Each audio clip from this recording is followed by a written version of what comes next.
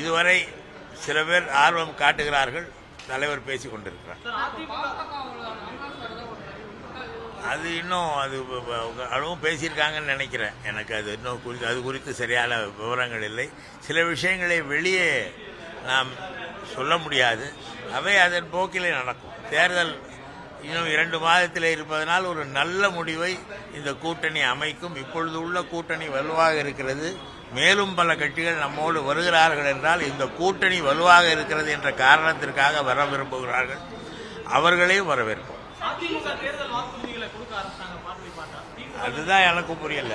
ஏனென்றால் எதை நாங்கள் அறிவித்த பொழுது 2021ஆம் ஆண்டு தேர்தலுக்கு நாங்கள் அறிவித்த சில திட்டங்களை, இந்த மகளிருக்கு 1000 ரூபாய் உரிமை தொகை போன்ற திட்டங்களை எல்லாம் முதலமைச்சராக இருந்து கொண்டே கேள்வி பேசியவர் எடப்பாடி பழனிசாமி.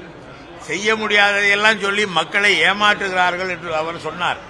இப்பொழுது அந்த பணியை, மக்களை ஏமாற்றுகிற பணியை அவர் கையில் எடுத்துக் கொண்டிருக்கிறார் என்று கருதுகிறேன்.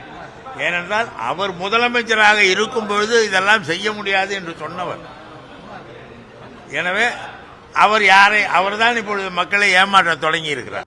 பிளே ஸ்டோர் மற்றும் ஆப் ஸ்டோரில் இருந்து பாலிமர் செயலியை QR கோடு மூலம் பதிவிறக்கம் செய்யுங்கள். செய்திகளை உடனுக்குடன் பெறுங்கள்.